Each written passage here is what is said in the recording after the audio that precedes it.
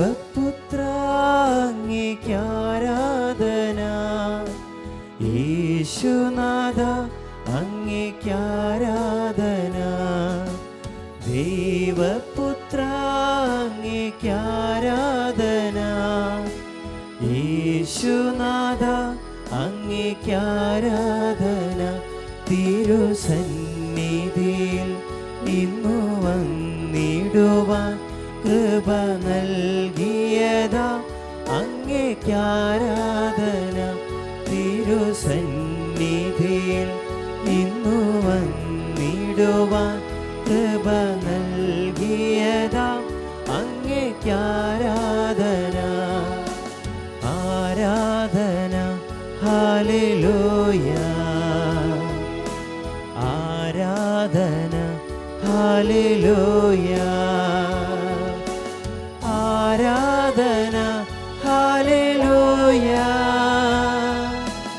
ആരാധന ഹല്ലേലൂയ. എല്ലാവരും ആരാധന ഹല്ലേലൂയ, വിളിച്ചാരാധിച്ച് ആരാധന ഹല്ലേലൂയ. രണ്ട് കൈകൾ ഉയർത്തി വിളിച്ച് പ്രാർത്ഥിക്കാം. ആരാധന ഹല്ലേലൂയ, ഈശോയേ ആരാധന ഹല്ലേലൂയ. സ്തുതിച്ച് പ്രാർത്ഥിക്കാം മക്കളെ. Hallelujah hallelujah hallelujah. 1000 ആരാധനാ ഗീതികൾ ദൈവസന്നിധിയിലേക്ക് ഇതാ ഞങ്ങൾ ഉയർത്തുന്നു. കർത്താവേ, അങ്ങയുടെ വലിയ അനുഗ്രഹം, ദിവ്യകാരുണ്യത്തിന്റെ രക്ഷയും അഭിഷേകവും അനുഭവിച്ചറിയുവാൻ ഞങ്ങൾക്കെല്ലാവർക്കും അവസരവും അനുഗ്രഹവും തരുന്നതിന് ഞങ്ങൾ അങ്ങേ ആരാധിക്കുന്നു. Hallelujah hallelujah hallelujah. യേശുവേ അനുഗ്രഹിക്കണമേ, അനുഗ്രഹിക്കണമേ. കൈകൾ കൂപ്പിക്കൊണ്ട് യേശുവേ ആരാധന, ഒന്ന് ചേർന്ന് ആരാധിച്ച് യേശുവേ ആരാധന, പൂർണ്ണമായും സമർപ്പണം ചെയ്ത് യേശുവേ ആരാധന, നമ്മളെ എല്ലാവരെയും സമർപ്പിച്ച് യേശുവേ ആരാധന, എല്ലാ പ്രാർത്ഥനകളെയും സമർപ്പിച്ച് യേശുവേ ആരാധന.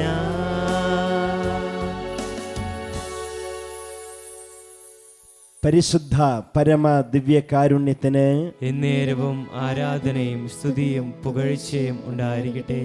പരിശുദ്ധ പരമ ദിവ്യകാരുണ്യത്തിന് എന്നേരവും ആരാധനയും സ്തുതിയും പുകഴ്ചയും ഉണ്ടായിരിക്കട്ടെ. പരിശുദ്ധ പരമ ദിവ്യകാരുണ്യത്തിന് എന്നേരവും ആരാധനയും സ്തുതിയും പുകഴ്ചയും ഉണ്ടായിരിക്കട്ടെ.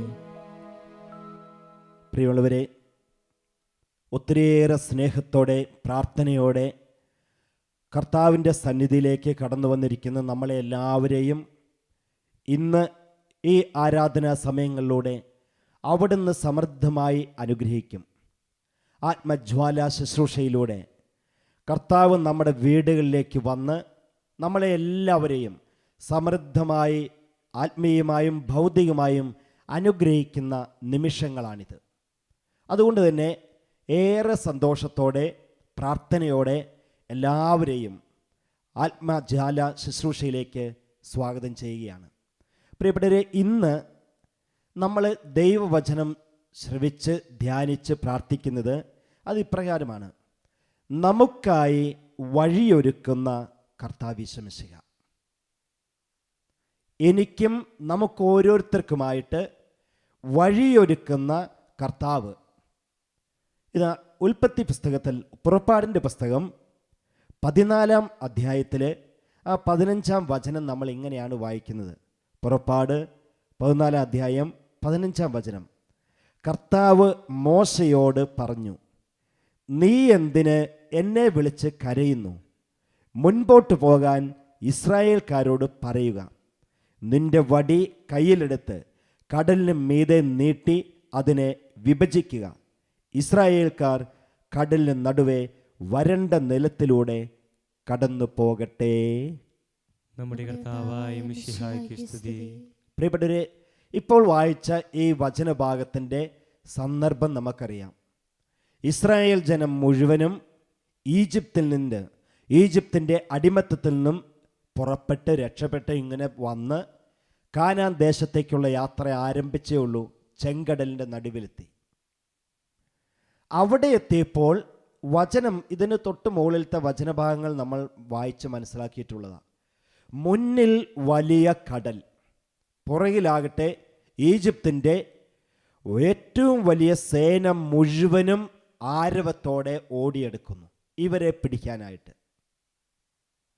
അങ്ങനെ നമ്മൾ പറയാറുള്ള പോലെ കടലിനും ചെകുത്താനും ഇടയിൽപ്പെട്ട അവസ്ഥയായി ഇസ്രായേൽക്കാരുടെ സ്ഥിതി. എവിടെ പോകും? മുന്നോട്ട് പോയാൽ മുങ്ങിച്ചാകും, ഇനി അവിടെ നിന്നാലോ അവർ വെട്ടിക്കൊല്ലും, ഇനി ചെതറി ഓടിയാലോ ഈജിപ്തിൻ്റെ എല്ലാ സേനകളും ഇവരെ പിടികൂടും. അങ്ങനത്തെ അവസ്ഥയിൽ എന്ത് ചെയ്യേണ്ടതെന്നറിയാതെ എല്ലാവരും കൂടെ കൂട്ടം നിലവിളി വിളിച്ച് കരയുന്നു. മോശ ദൈവത്തെ വിളിച്ച് പ്രാർത്ഥിച്ചു, കരഞ്ഞ് പ്രാർത്ഥിച്ചു. അപ്പോഴാണ് ദൈവം മോശയോട് പറഞ്ഞ വചനമാണിത്. കർത്താവ് മോശയോട് പറഞ്ഞു, നീ എന്തിന് എന്നെ വിളിച്ച് കരയുന്നു?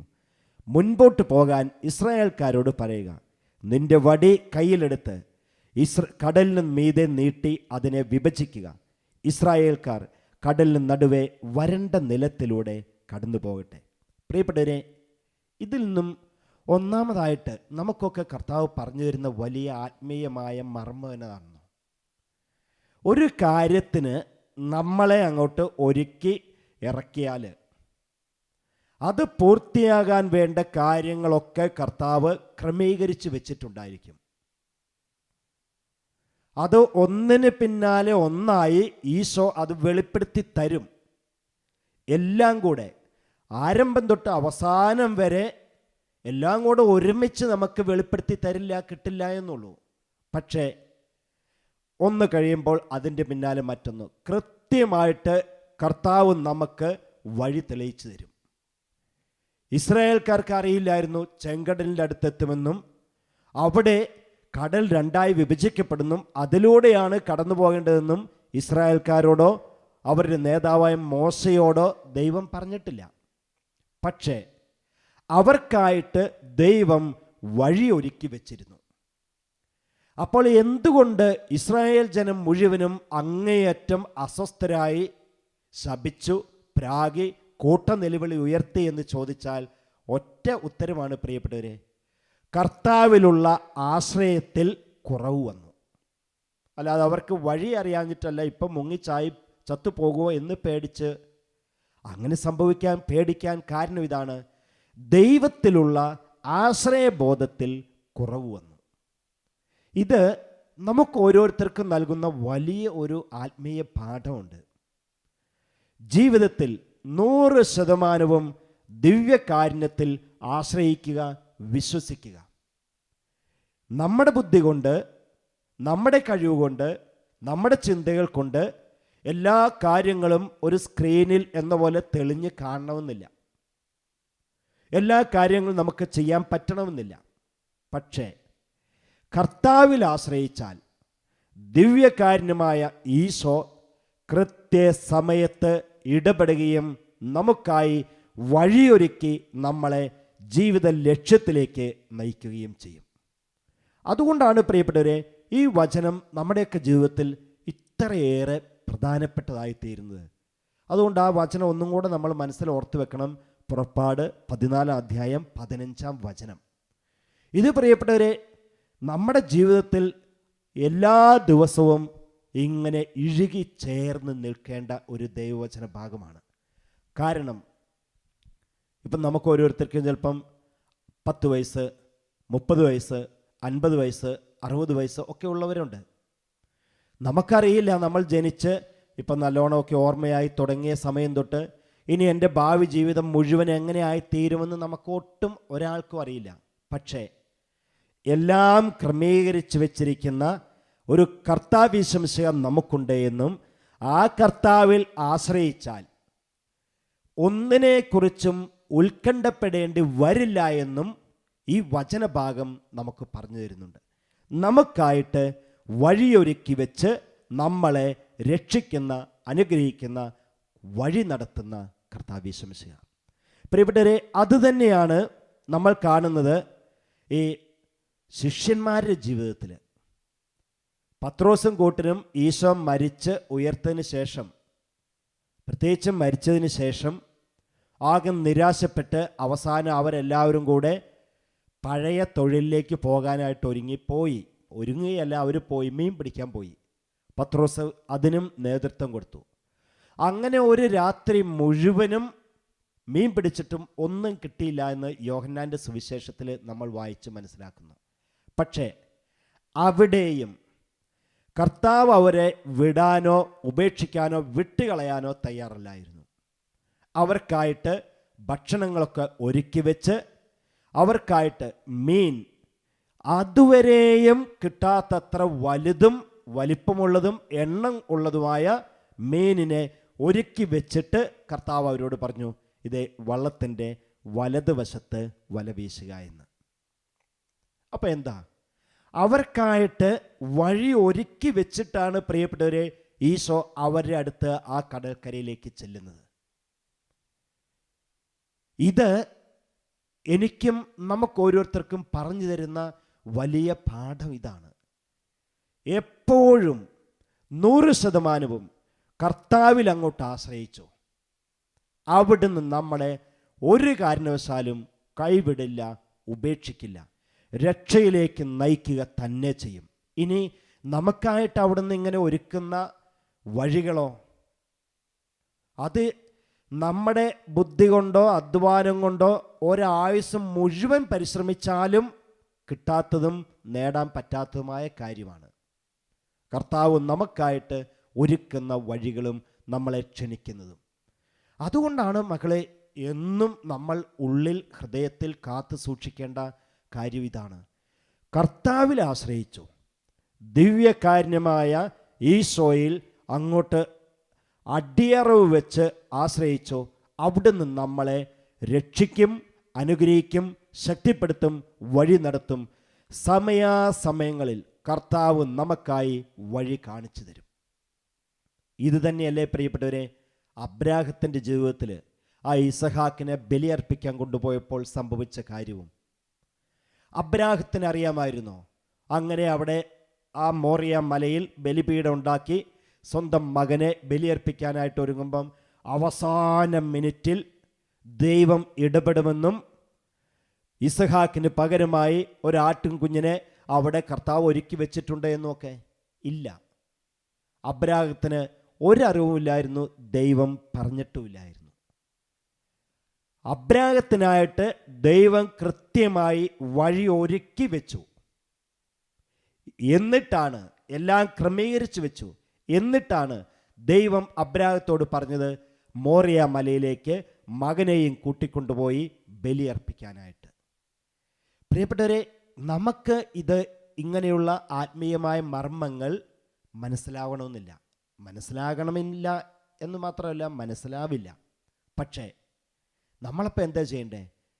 ഒരു കുഞ്ഞു മകൾ അപ്പനെയും അമ്മയെയും 100% വിശ്വസിക്കുന്നത് പോലെ, ആശ്രയിക്കുന്ന പോലെ നമ്മൾ ഓരോരുത്തരും കർത്താവിൽ അങ്ങോട്ട് 100% വിശ്വസിച്ച് ആശ്രയിച്ചാൽ മതി.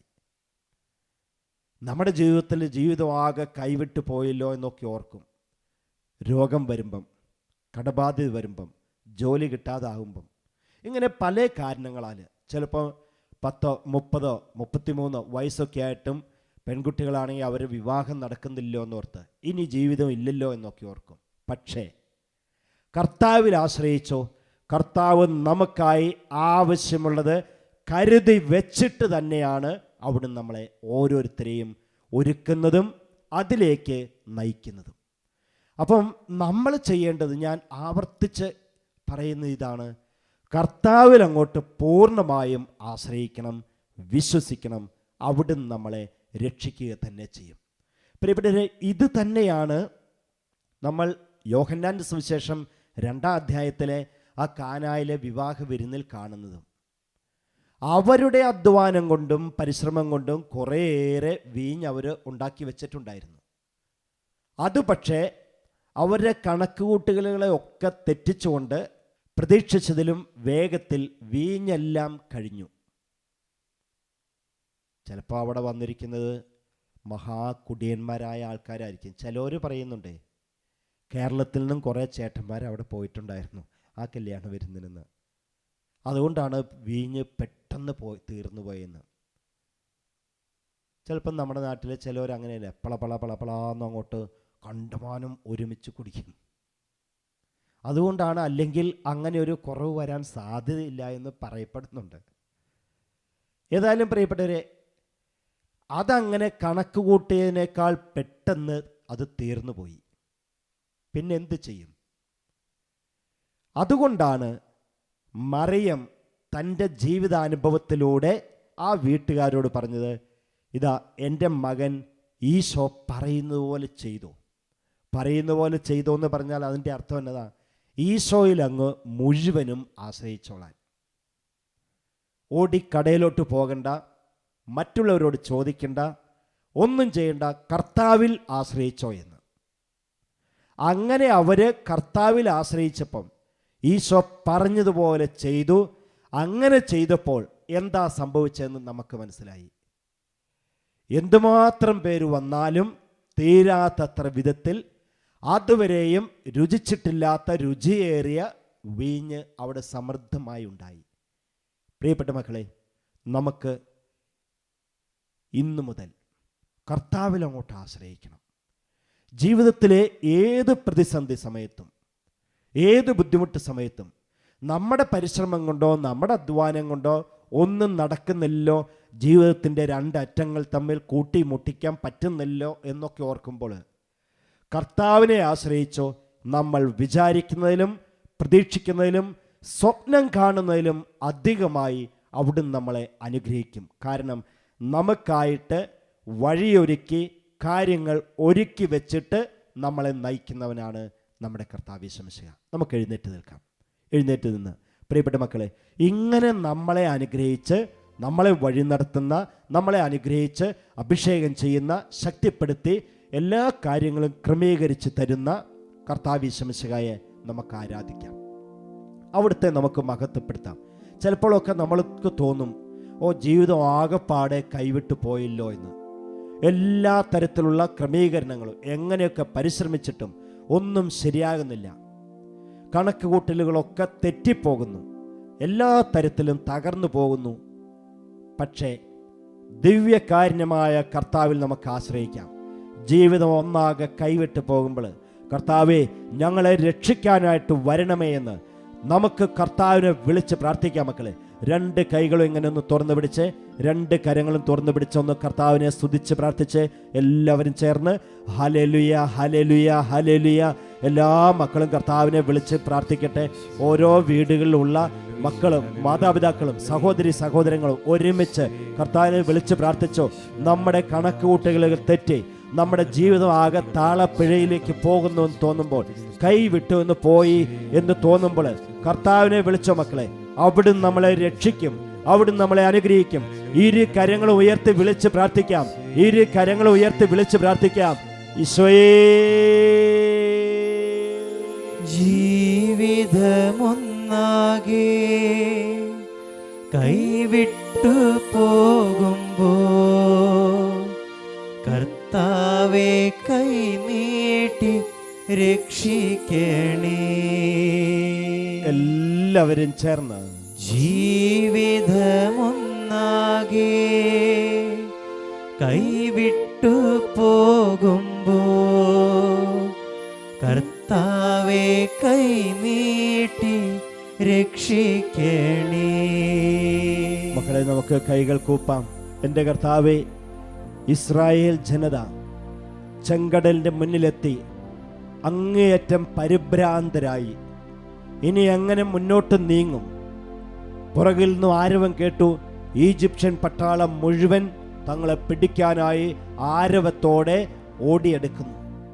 ഇങ്ങനത്തെ ഇനി ജീവിതമില്ല, ഇവിടെ കിടന്ന് ചത്തൊടുങ്ങേണ്ടി വരുമെന്ന അങ്ങേയറ്റത്തെ ഭീതിജനകമായ അന്തരീക്ഷത്തിലും കർത്താവേ, അങ്ങ് അവർക്കായി വഴിയൊരുക്കിയിരുന്നല്ലോ. എൻ്റെ പൊന്നു തമ്പുരാനെ, ഇതുപോലെ എത്രയോ അധികം വീടുകളിലാണ് വലിയ പ്രതിസന്ധികൾ രൂപം കൊണ്ടിട്ടുള്ളത്. വലിയ പ്രതിസന്ധികൾ, ഒന്നിന് പിറകെ ഒന്നായി വരുന്ന തകർച്ചകൾ. കർത്താവേ, രോഗം, സാമ്പത്തിക ബാധ്യതകൾ, ഇതുമൂലം ഒരടി പോലും മുന്നോട്ട് നീങ്ങാൻ പറ്റാത്ത വിധത്തിൽ കഷ്ടപ്പെടുന്ന ആയിരക്കണക്കായ കുടുംബങ്ങളെ കർത്താവെ ഇതാ അങ്ങയുടെ തിരുഹൃദയത്തിലേക്ക് സമർപ്പിക്കുന്നു. എൻ്റെ ഈശോയെ, അങ്ങനെയുള്ള എല്ലാ കുടുംബങ്ങളും ഇനി എങ്ങനെ മുന്നോട്ട് നീങ്ങും, ഒരടി പോലും മുന്നോട്ട് വയ്ക്കാൻ പറ്റുന്നില്ല എന്നൊക്കെ ചിന്തിച്ച് ഭയപ്പെട്ടും നിരാശപ്പെട്ടും ഉത്കണ്ഠപ്പെട്ടും ജീവിക്കുന്ന ആയിരക്കണക്കായ മക്കളെ, കുടുംബങ്ങളെ സമർപ്പിക്കുന്നു.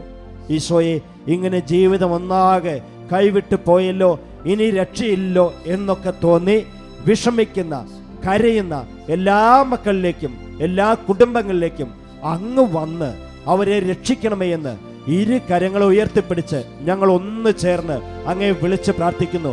മക്കളെ, ഒരുമിച്ച് വിളിക്കാം, സ്വരം ഉയർത്തി വിളിച്ച് പ്രാർത്ഥിക്കാം. കർത്താവ് നമ്മളെ രക്ഷിക്കും. നമ്മുടെ ജീവിതങ്ങൾ തകർന്നു പോകാൻ കർത്താവ് അനുവദിക്കില്ല. നമ്മുടെ ജീവിതം ഇല്ലാതായി പോകാൻ കർത്താവ് അനുവദിക്കില്ല. യേശുവേ എന്ന് വിളിക്കാൻ നമുക്ക് കരമുയർത്തി സ്വരമുയർത്തി ഒന്ന് ചേർന്ന് വിളിച്ചുണരട്ടെ. ഈശോയേ, ജീവിതമൊന്നാകെ കൈവിട്ടു പോകുമ്പോ കർത്താവെ കൈനീട്ടി രക്ഷിക്കണേ. എല്ലാവരും ചേർന്ന് ജീവിതമൊന്നാകെ കൈവിട്ടു പോകുമ്പോ കർത്താവെ കൈനീട്ടി രക്ഷിക്കണേ. മക്കളെ, നമുക്ക് കൈകൾ കൂപ്പുക. കർത്താവെ, അങ്ങയുടെ കൈകളിലേക്ക് എല്ലാ യുവതി യുവാക്കളെ സമർപ്പിച്ച് പ്രാർത്ഥിക്കുന്നു. പ്രത്യേകിച്ചും വിവാഹപ്രായമായിട്ട് അനുയോജ്യമായ ഒരു ജീവിത പങ്കാളിയെ കണ്ടെത്തില്ലാത്തതിൻ്റെ പേരിൽ അങ്ങേയറ്റം വിഷമിച്ച് എനിക്കൊരു ജീവിതമുണ്ടോ, ഇനിയൊരു ഭാവിയുണ്ടോ എന്നൊക്കെ അങ്ങേയറ്റം ഉത്കണ്ഠപ്പെടുന്ന അനേകായിരം യുവതി യുവാക്കളുണ്ട്. കർത്താവെ, അവരെ ഓരോരുത്തരെയും സമർപ്പിച്ച് പ്രാർത്ഥിക്കുന്നു. കർത്താവെ, അവരുടെയൊക്കെ ജീവിതത്തിലേക്ക് അങ്ങ് വരണമേ. ജീവിതം ഒന്നാകെ കൈവിട്ട് പോയി, ഇനി ജീവിതമില്ല, ഭാവിയില്ല എന്നൊക്കെ ചിന്തിക്കുന്ന ഓരോരുത്തരെയും കർത്താവെ രക്ഷിക്കാൻ അങ്ങ് വരണമേ എന്ന് പ്രാർത്ഥിച്ച് മക്കളെ, നമുക്ക് എല്ലാ യുവതി യുവാക്കളെ സമർപ്പിച്ച് രണ്ട് കൈകളും ഉയർത്തി യേശുവേ എന്ന് വിളിച്ച് പ്രാർത്ഥിക്കാം. കർത്താവ് രക്ഷിക്കാനായിട്ട് വരും മക്കളെ. കർത്താവ് അവർക്ക് ഓരോരുത്തർക്കും അനുയോജ്യമായ ജീവിതാന്തസ്സുകളും ജീവിത പങ്കാളികളെയും നൽകി അനുഗ്രഹിക്കും. വിളിച്ച് പ്രാർത്ഥിക്കാം, വിളിച്ചാരാധിക്കാം. ഈശോയേ, ജീവിതമൊന്നാകെ കൈവിട്ടു പോകുമ്പോ കർത്താവെ കൈനീട്ടി രക്ഷിക്കണേ. എല്ലാവരും ചേർന്ന് ജീവിതമൊന്നാകെ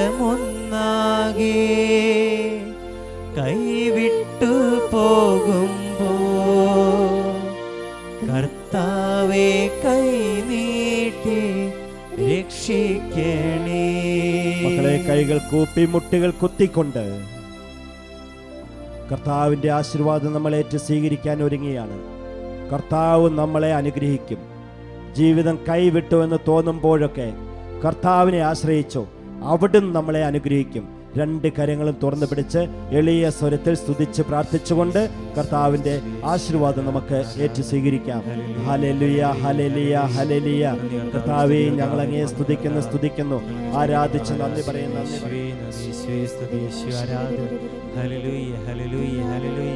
നന്ദി കർത്താവേ, സ്തുതി കർത്താവേ, മഹത്വം കർത്താവേ, ഞങ്ങൾ അങ്ങേ സ്തുതിക്കുന്നു, ആരാധിക്കുന്നു, നന്ദി പറയുന്നു. നന്ദി ഞങ്ങളുടെ കുടുംബങ്ങളിലേക്ക് അങ്ങ് എഴുന്നള്ളി വരണമേ കർത്താവേ. ഞങ്ങളെ പൂർണ്ണമായും അനുഗ്രഹിക്കണമേ.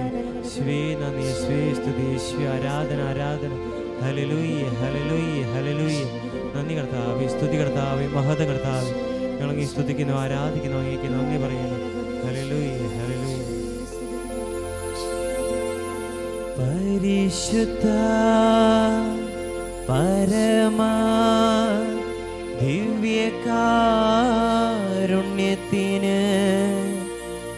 എന്നേരവും ആരാധനയും സ്തുതിയും പുകഴ്ചയും ഉണ്ടാ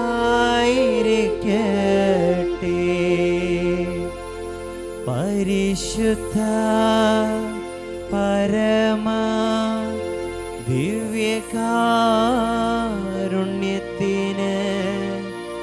എന്നേരവും ആരാധനയും സ്തുതിയും പുകഴ്ചയും ഉണ്ടായിരിക്കട്ടെ.